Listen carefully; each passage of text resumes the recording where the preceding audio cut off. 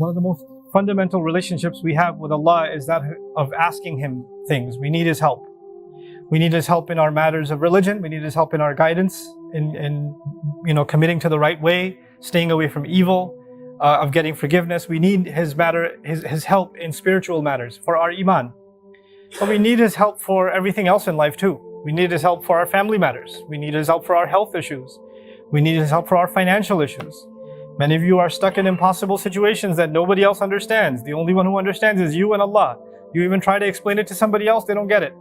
They don't understand it. Only Allah can know what it is that you're going through and the trouble that it's causing you.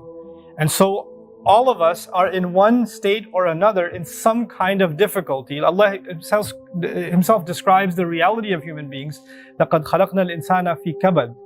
We created the human being in exhaustive labor. Either you're mentally exhausted, emotionally exhausted, materially exhausted, workplace exhaustion, you're physically exhausted, tormented, your health is exhausted, your age is exhausted, your wits, you have a problem, you can't find it, you tried this solution, no solution is working, your creativity is exhausted. We're constantly in a state of kabad. We're stuck in one place or another. This is what preoccupies much of our mind.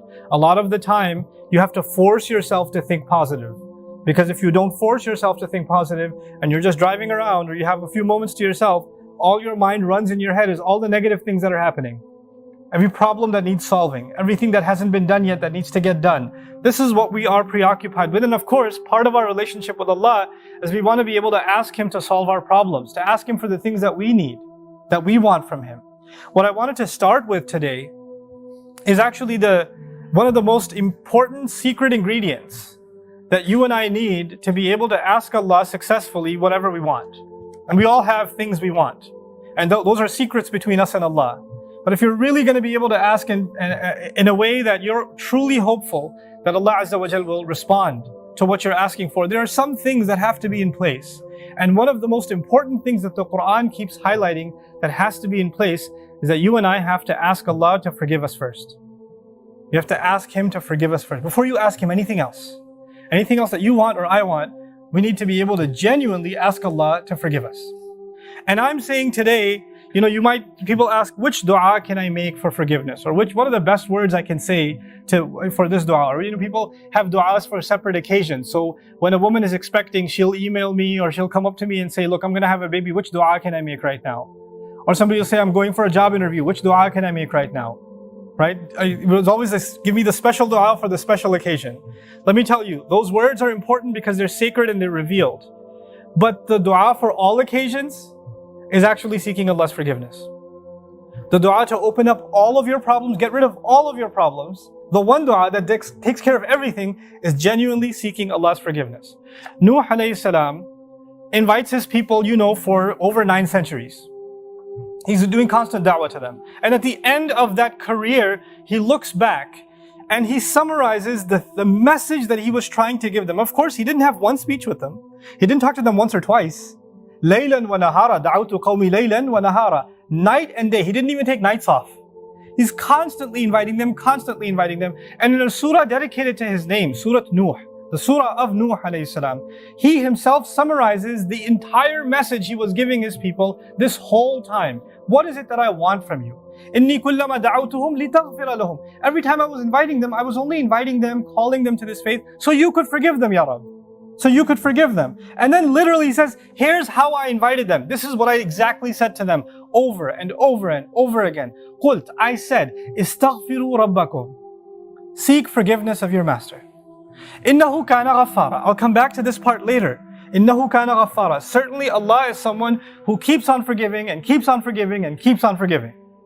And He does it repeatedly. But what He says after that is so remarkable. He said, you people, and I need you to understand who He's talking to. He's talking to one of the worst nations in history. Nuh alayhi salam is described as one of the worst nations of all the nations. Places like Surah Al-Qamar, where Allah describes different nations, or even Surah Al-Dhariyat, Allah describes different nations of the past that rebelled against Allah, that rebelled against the prophets and were destroyed. When He gets to Nuh alayhi salam's nation, what does He say? وَقَوْمَ نُوحٍ مِّن قَبْلِ إِنَّهُمْ كَانُوا هُمْ أَظْلَمَ وَأَطْغَى. The nation of Nuh from much before, they They certainly were more wrongdoing and more rebellious than everyone else. Like he has the worst condemnation of the people of Nuh. It makes sense. They had a messenger not for one generation like every other prophet. They had a prophet 3 generations, 4 generations every century. Every 2 decades there's a new generation of kids that have grown up. And he's seen that century after century after century after century. He's seen 40, 50 generations of people. And they've all rejected him. And he's making the same invitation to all of them. So the reason I brought this up is for a purpose. He's talking to very, very bad people. He's talking to the worst of the worst. What offer does he make to them? He says, "Istaghfiru rabbakum." Seek forgiveness of your master. Innahu kana ghaffara. He keeps on forgiving over and over and over again. You guys have been messing up over and over again. Allah keeps forgiving over and over again. But his offer doesn't stop there. He says, "Yursilis samaa alaykum midrara." Yursili. It's actually Jawab al-Amr here. What that means is, if you seek His forgiveness, then Allah will open up the sky for you and it'll start pouring on you. Now that could be a reference to rain. That could be a reference to rain. And ironically, it's not a reference that you will get flooded. They did get flooded, right? They did get flooded, but Allah is talking about a different kind of rain now. If you seek forgiveness, that same rain that destroyed them will be the rain that brings them life. They didn't pray for rain. They didn't ask for rain. And Allah just asked them to make dua to be forgiven. But if you asked dua to be forgiven, the sky will open up and start pouring. Now Allah did not say water will pour. Allah did not say water will pour. He said the sky will pour, because the sky has a lot more than water. The sky has forgiveness that comes from the sky. The sky has peace, tranquility, faith, your provision, the solution to your problems. They come from the sky. He will open the floodgates, and everything held from the treasures of Allah that you haven't been getting because you haven't been seeking forgiveness is going to open up. Just ask for forgiveness. You're asking to solve problem A, problem B, problem C. There are problems you don't even know you have. Allah knows that you have them.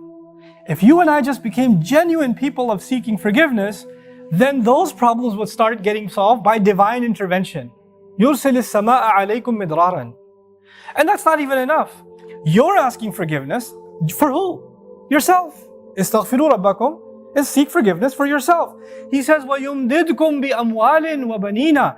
And He will extend you by giving you money and giving you children.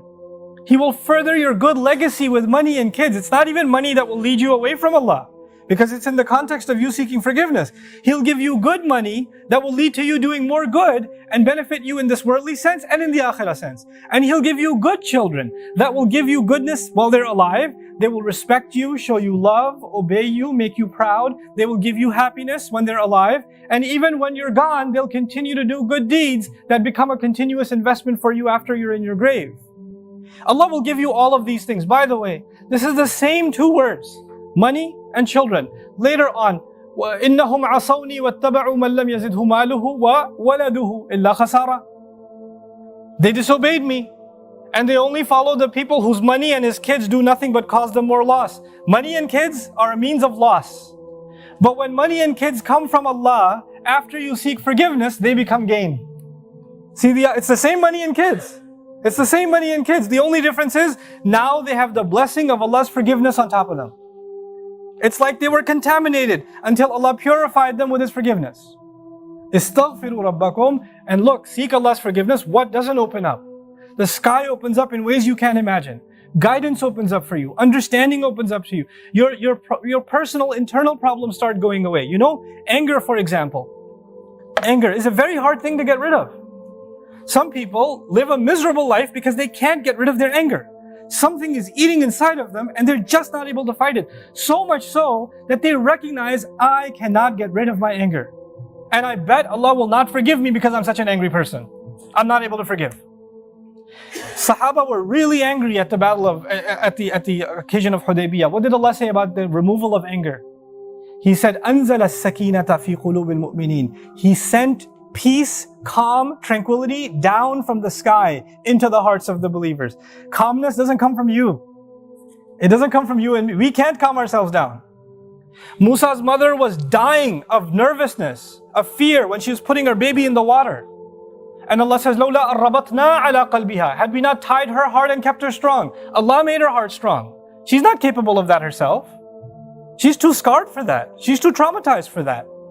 Allah, there is such a thing as divine intervention that will help you heal. There are sins that you have, tendencies that you have. Some people are very tempted by fahsha. Some people are very tempted by their anger. They can't control their anger. Some people are overrun with greed, constantly thinking about money. They can't even help themselves. The solution to these problems comes from Allah. This is how the sky opens up. The sky opens up for things that are deep inside you, and it comes and it solves that problem inside you. It cleanses you, just like the water cleanses the earth. So yumdidkum bi amwalin wa banin. But that's not enough. He says, وَيَجْعَلْ لَكُمْ جَنَّاتٍ وَيَجْعَلْ لَكُمْ أَنْهَارًا. He'll put in place for you gardens. He'll make rivers flow for you. This is Allah's way of saying, what will I not give you if you just ask for forgiveness? You and I think when we ask for forgiveness, the only thing we're getting is forgiveness. Allah is telling us, when you ask for forgiveness, there's nothing I don't give you. It's almost like you can ask for other things, or you could just ask for forgiveness and everything's covered. Everything's included. What's left? Money, children, the sky's opened up for all of your problems, gardens, rivers, all of it's ready to go. And by the way, seeking forgiveness, we're learning now, you would think, normally a person would think, when they're asking Allah's forgiveness, then, it's going to help them in their akhirah. It's going to help them in their afterlife. These ayat are telling us, no, Allah is not only going to help you in your akhirah, He's going to help you where? In this dunya. Think about Hajj. The biggest motivation you and I have for going to Hajj and getting our Hajj accepted is that our past sins are forgiven. We get a fresh start. That's the reason you go. You literally go in the clothes you're supposed to be buried in. Even in Hajj itself, when we're going to make the march, ثُمَّ أَفِيضُوا مِنْ حَيْثُ أَفَاضَ النَّاسِ وَاسْتَغْفِرُوا اللَّهِ. Go where people go, follow the people, follow the crowd, and seek Allah's forgiveness. Pour in and seek Allah's forgiveness. The essence of Hajj is seeking forgiveness. That's the purpose of it. That's the fundamental goal of it. And even in that, at the occasion of Hajj, what do we ask Allah? رَبَّنَا آتِنَا فِي الدُّنْيَا حَسَنَةً وَفِي الْآخِرَةِ حَسَنَةً. Every tawaf. Same dua, the dua from Quran that describes what you should do at Hajj. وَمِنْهُمْ مَنْ يَقُولُ رَبَّنَا آتِنَا فِي الدُّنْيا وَفِي الْآخِرَةِ رَبَّنَا آتِنَا فِي الدُّنْيا حَسَنَةً وَفِي الْآخِرَةِ حَسَنَةً وَقِنَا عَذَابَ النَّارِ. Give us good in this life and the next life. In other words, give us the kind of good in this life that guarantees the good of the next life. There is such a thing. And you can get all of it when you and I are genuinely seeking forgiveness. Now, I've taken this much portion of the khutbah just to highlight the benefit, the purpose of you and I seeking forgiveness. But we still haven't gotten to how do you do it? Like, what do you do when you seek forgiveness?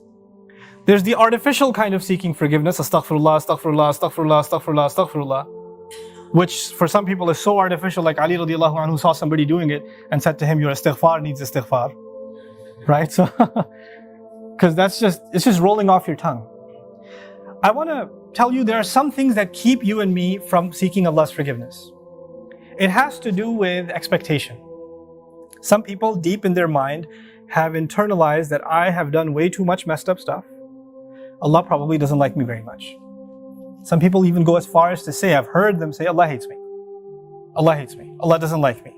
Allah is angry with me. I've done a lot of bad things. Allah told me, I knew Allah doesn't want me to do this, and I did it anyway, and I did it over and over and over again. So I'm basically off of Allah's good books. My prayers don't mean it. And when people internalize that, you know what they do? I'm a bad person. Could you make dua for me?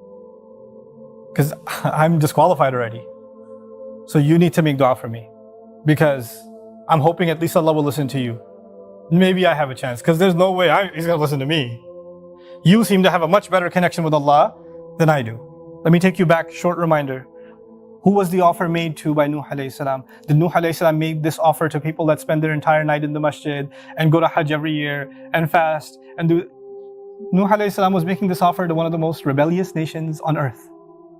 Continuously rebellious. And he said, if you can just come ask forgiveness, not only will Allah give you forgiveness, He'll open up the world for you. In other words, you don't get to write yourself off. You don't get to say about yourself, I'm too far gone. Seeking forgiveness is not for you, maybe for somebody else, but I'm a lost case. I'm a terminal case. I'm beyond hope. I'm already done for. If anything, my mom will make dua for me, or this one will make dua for me. And this is where shaitan comes. Shaitan uses that. When shaitan, he takes advantage of the hopelessness of people, and that's one of the doors to shirk. You know that? One of the doors to shirk. Why? Because then religions come, false religions come that say, you're too messed up, let Jesus forgive you. You be good to Jesus, He'll take care of God for you. You know, He'll be in between. Or somebody will else come, they'll place somebody else in between. Somebody said, this saint, go to his grave. Go ask him, be good to him, put some chocolate in front of his grave, and he'll ask Allah to take care of your problems. Because you're too messed up. You can't deal with Allah, He's too angry with you. He, however, was in Allah's good book, so you go through him. This is how shirk opens up. In other words, the essence of our direct connection with Allah, which is what Iman is, which is what Tawheed is, which is what La ilaha illallah is. The essence of it is you get to ask Allah directly for what you need. And I'm telling you, I'm reminding myself, the thing we need the most, because it will take care of all of our needs, is seeking forgiveness. Now, there's a seeking of forgiveness by the tongue, and there's a seeking of forgiveness by the heart. Human beings tend to be defensive. If I criticize you for something, hey, I saw you said that. Why did you say that? I didn't mean it like that. You don't understand what I was going through. Excuse me. You don't even understand the whole story. Hey, I noticed that you did this. You get defensive immediately. بَلِ الْإِنسَانُ عَلَى نَفْسِهِ بَصِيرَةٌ وَلَوْ أَلْقَى مَعَاذِيرَهُ. Human beings have good view of themselves, but they make lots of excuses. They keep throwing excuses. If you're gonna seek Allah's forgiveness, you have to find a time, and it doesn't matter if you don't know Arabic, and you only know Punjabi, and you only know Bangla or Bahasa or English or Urdu, it doesn't matter. You speak to Allah and you genuinely admit to Him what you've done wrong and don't make excuses. It's really hard to do that. Because even when you stand in the mirror, you lie to yourself. You tell yourself, I'm not that bad. I have reasons for what I did. I have justification. I've been through a lot. But when you're going to come in front of Allah, you have to forget about justifying. Because all of your justifications, He knows them already. He knows what you were going through. He knew it was a tough time. He knew that this was overwhelming you, that was overwhelming you. I was under a lot of stress, Ya Rab, that's why I drank. Don't give Him the reasons. He knows your reasons better than you do. You need to come to Him openly, without any filters, without any hesitation, with no guard, with no shame. Like you're embarrassed to even admit this to anyone, but until you completely, openly admit to Allah how messed up you've been and how you've messed up, completely openly.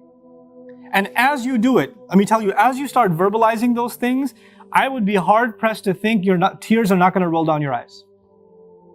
It's impossible for a human being to open up so vulnerable before Allah, before anyone, and especially Allah, to open up so much and then not believe, not have tears roll down their eyes, because it's a moment of weakness. To the world, you have to show yourself as strong and confident and you're just fine. Everybody sees you and thinks everything's okay. But the only one who gets to know nothing is okay, there's a lot of problems, is Allah. And you have to open up to Him completely, and then you're going to be in a position to ask for forgiveness. Then you get to beg in sajda. Then it turns into something else. Then it's not just astaghfirullah, astaghfirullah, astaghfirullah. It's a real conversation with Allah. It's a real confession with Allah Azza wa Jalla. That's a powerful, powerful thing. Try it for yourself. You have to find time alone to yourself. You have to make sure nobody else is listening. You can't even do it in the middle of the night. You get up from the bed, the wife is still in bed, you sit on the side of the bed, Ya Allah, forgive me, and she's listening. You can't do that. Be in the car by yourself. Doesn't matter. Be somewhere alone. This is just your time with Allah. Your alone time with Allah. And verbalize it. Hear yourself say it. There's one thing to just whisper it. And if you're just going to memorize a bunch of du'as in Arabic and you don't even know what they mean, and just recite them, if you're going to keep doing that, and those du'as are beautiful, they're powerful, but if your heart isn't speaking them, your tongue is speaking them, then you're not seeking istighfar yet. May Allah reward you for the dhikr that you're doing, for every harf that you're reciting, but that's not istighfar. Istighfar is something else. And when these tears come down, when this starts opening up, then the sky opens up. That's when that opens up. There's a connection between those two things. The last thing I want to share with you, just having hope with Allah. And for some people, it's very hard to accept that Allah will actually listen. They've been going through a problem for a long time, and they start assuming Allah is not listening, Allah doesn't care. What's the point of making dua anyway? The first thing is, the greatest gift you will ever get from Allah, you know what it is? It's forgiveness. That's the greatest gift you'll ever get, whether you realize its price or not. Everything else that Allah says He will give you is an added benefit. Everything else. Now, let me give you an example. I have kids. Let's say one of my kids made me very upset. He did something wrong. I got very angry. You should not have done that. You should not have spoken like that. I can't believe you did that. And I scold him.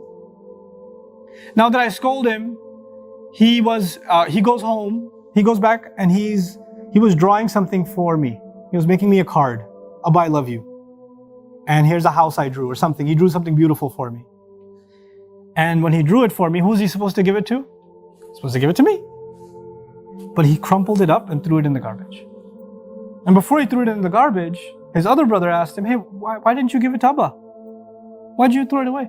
Abba's so angry at me, he doesn't care about that. He doesn't really care. He doesn't love me anymore. If I knew that he felt that way, what would I do? Yeah, that's right, you better throw it away. No, I'd be in tears. How did you think I don't love you anymore? Yeah, you messed up. Yeah, you did something bad. But you're my baby. You can mess up 1,000,000 times, I'll still love you. Even if I'm angry, I still love you. Give me that paper. Why wouldn't I'll frame that paper. Forget putting it on the fridge. I'll put it behind the glass. I'll take it out of the garbage. I'll cherish it forever.